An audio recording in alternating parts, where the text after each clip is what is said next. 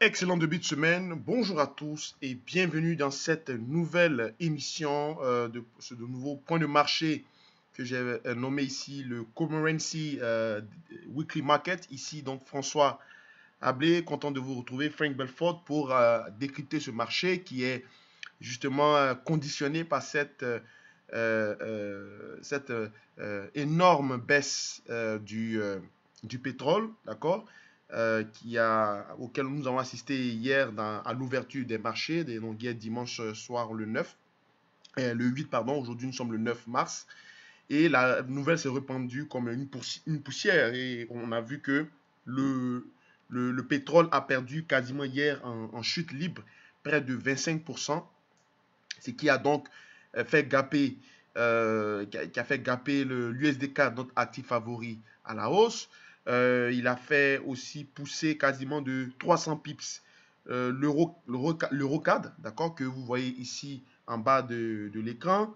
Il a fait également pousser l'or, mais bon, il a fait monter l'or pas dans la même proportion que nous avons eu sur les autres actifs qui sont reliés directement au pétrole. Mais quand même, l'or a atteint la barre des 1700, d'accord. Et je vous avais dit que mon objectif sur l'or était aux alentours des 1760, 1780, d'accord, avant de parler d'un éventuel retournement baissier, ok. Alors, bien sûr, cette nouvelle qui est arrivée sur le pétrole, il s'agit bien sûr de la guerre des prix, hein.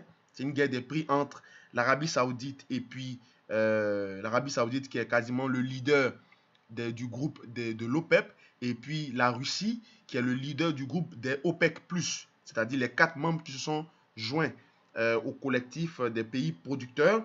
Et n'oubliez pas que chacun a son syndicat, d'accord. Au niveau de l'Agence internationale de l'énergie, les pays de l'OPEP ont leur syndicat. C'est le nom qui m'échappe, mais les types de l'OPEC+, eux aussi, ils ont les syndicats qu'on appelle le groupe de Vienne. D'accord. Le groupe de Vienne dont le Koweït, l'Iran et tout ça sont dedans. OK.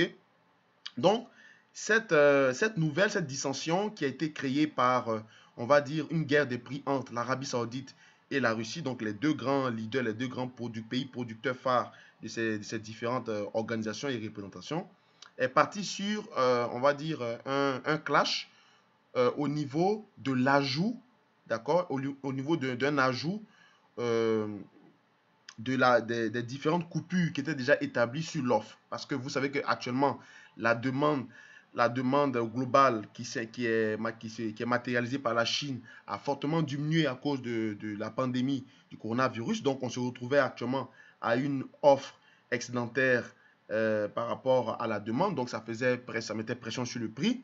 Maintenant, l'Arabie Saoudite, qui est le leader et qui est le chef qui représente la négociation au niveau du prix du baril, a demandé expressément à la Russie d'ajouter encore, d'augmenter sa coupure sur l'offre du pétrole pour pouvoir permettre au prix de se stabiliser, voire de remonter progressivement.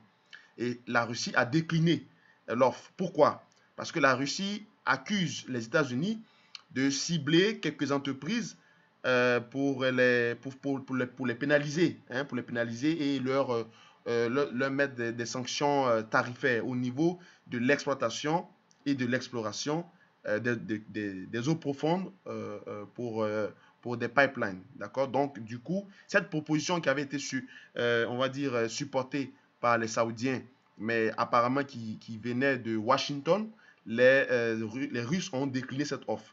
Et les Saoudiens ont dit aux Russes que, vous savez, nous sommes dans un monde, dans un jeu de commerce international. Chacun doit y trouver son bonheur. Alors, si vous voulez faire la loi, eh bien, nous aussi, vous allez voir que nous principalement, nous, on s'en fiche que le prix du pétrole soit bas. C'est juste pour arranger les autres pays producteurs.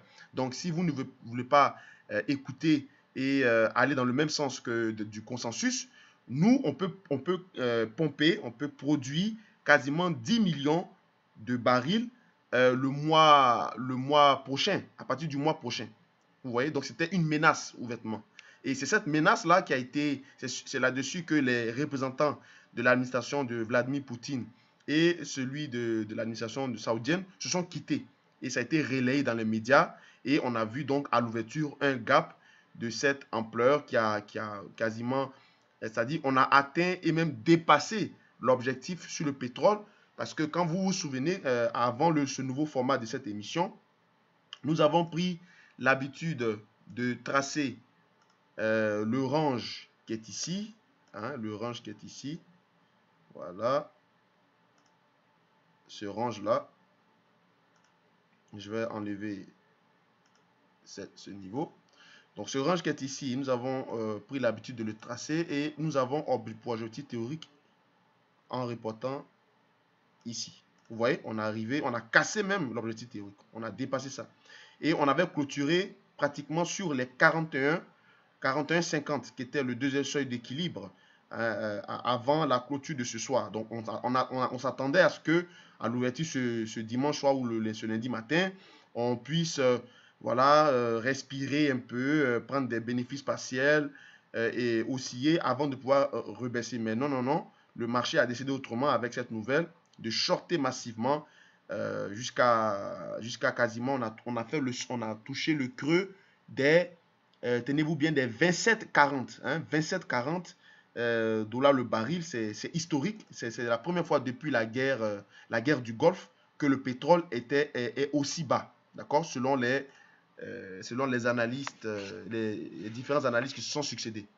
Et dans cette analyse-là, on a le bureau de recherche de Goldman Sachs qui a hier émis un communiqué pour dire que le pétrole pourrait même aller jusqu'à 20 dollars le baril. D'accord, vous comprenez? Donc, c'est pour vous dire que vous voyez le seuil des 25 dollars est quasiment, on va tracer un support. Il était quasiment visité parce qu'on arrivait à 27 et 40.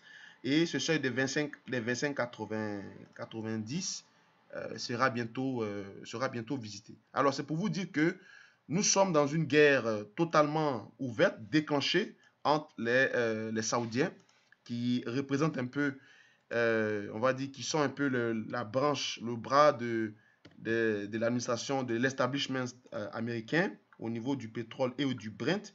Et puis, entre ceux-là et la Russie, qui aussi joue le rôle de troupe faite avec les pays comme l'Iran, ok, au niveau du jeu commercial sur le baril du pétrole. Regardez bien, vous voyez que ce sont des niveaux historiques. On n'a jamais été aussi bas depuis les sommets de 2008-2010 où on était quasiment à 150 dollars le baril. Donc actuellement, on est dans une guerre extrêmement importante entre les pays producteurs.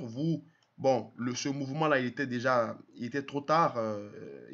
Ça s'est fait quasiment en un clin d'œil. Personne ne pouvait avoir. Bon, c'est vrai que nous avons développé cette opinion durant ces émissions. Nous connaissons le contexte et les enjeux. C'est vrai qu'on savait que le pétrole était dans la disposition baissière. Mais ce que je veux dire, c'est que personne ne pouvait, on va dire, anticiper qu'on aurait cette décision, ce vote face de dernière minute de la Russie, et puis que ça se décide pendant la fermeture des marchés pour qu'on ait un gap de quasiment 25% à la baisse, d'accord? Parce que les overweek sont toujours très difficiles à canaliser, à trader, et c'est un gros risque majeur de laisser sa position de laisser sa position en cours pendant le week-end. Donc, du coup, il ne faudrait pas vous en vouloir parce que ça s'est fait trop vite, d'accord?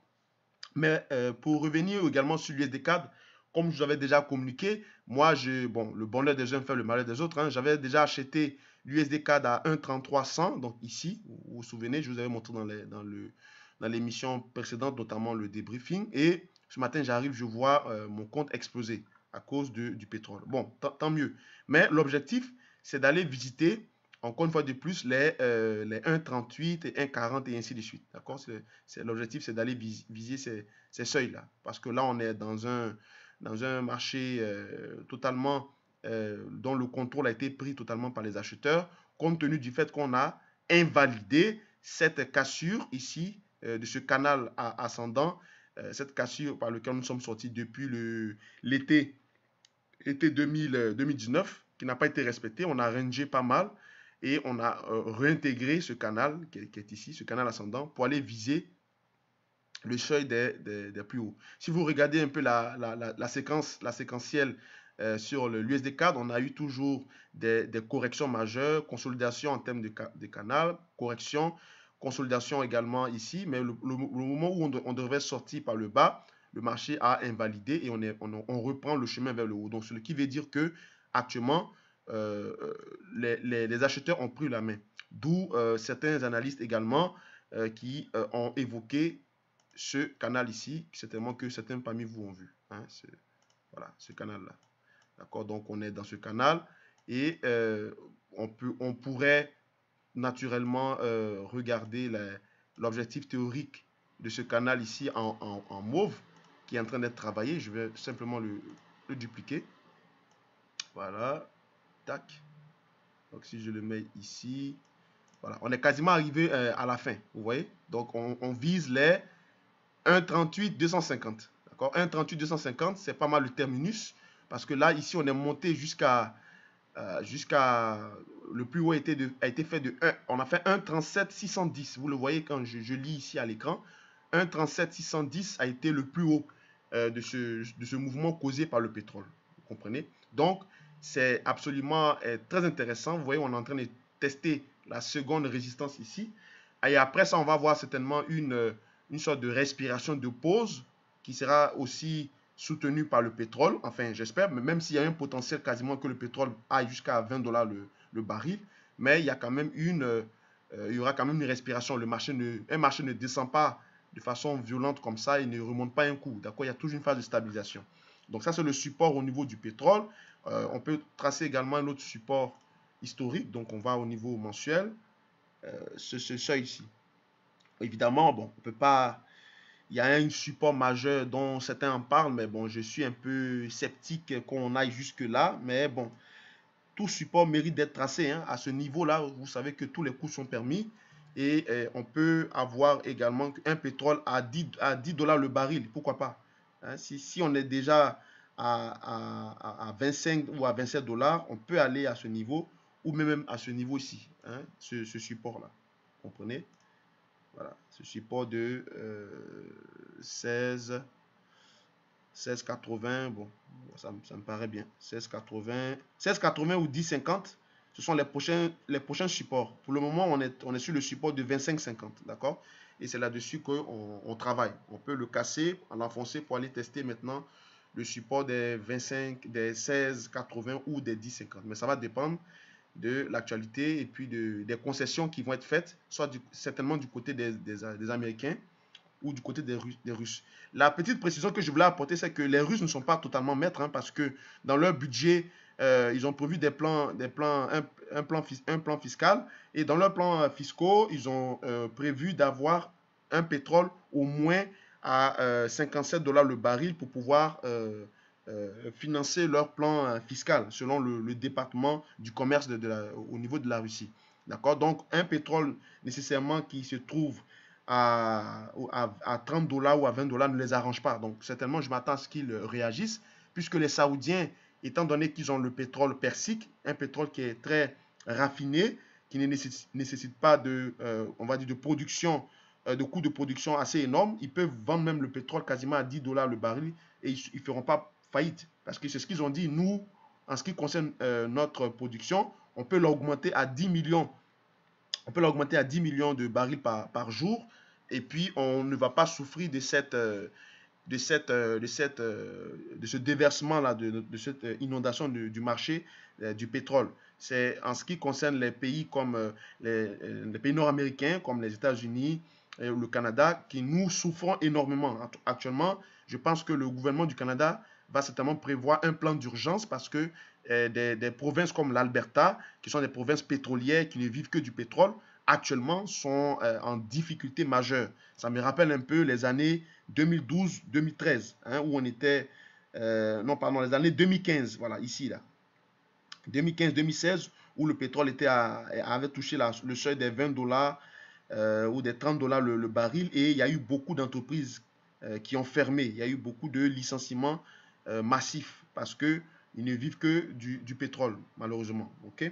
Donc, c'est très intéressant. On va suivre tout ça en détail. Pour finir, vous voyez que le dollar américain, depuis sa récente correction, arrive sur un seuil majeur d'équilibre qui est aux alentours des 95 points.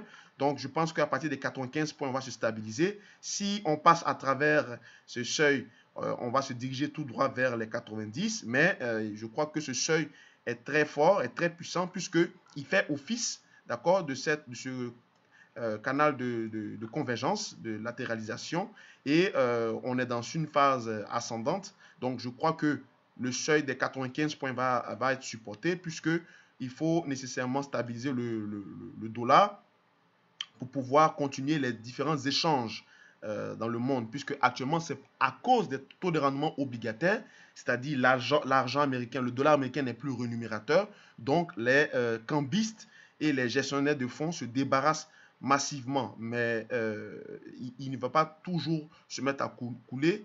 On a un obstacle ici, un nouveau seuil d'équilibre, et à 95 points, je pense que le dollar risque de se stabiliser un peu, ce qui devrait permettre donc une respiration au niveau de l'or, donc une stabilisation des cours aussi, et puis également aussi une stabilisation au niveau du pétrole, ainsi que du dollar américain. D'accord? Merci encore d'avoir suivi ce point de marché. Je ne vais pas faire trop long. On va se retrouver les prochaines fois pour analyser la suite, c'est-à-dire le vendredi. Il n'y a pas de stratégie que je puisse proposer puisqu'on a déjà atteint les objectifs hebdomadaires, voire même mensuels, quasiment en une nuit à partir d'un gap. Donc, il faut simplement attendre qu'on aille tester les seuils, les seuils de résistance au niveau de l'USD4 qui sont aux alentours des 1,37 900, 1,38 250. Et puis aussi regarder tranquillement comment le dollar va se comporter ainsi que le pétrole, d'accord, pour pouvoir établir de nouvelles stratégies. Portez-vous bien et passez une bonne semaine. Au revoir.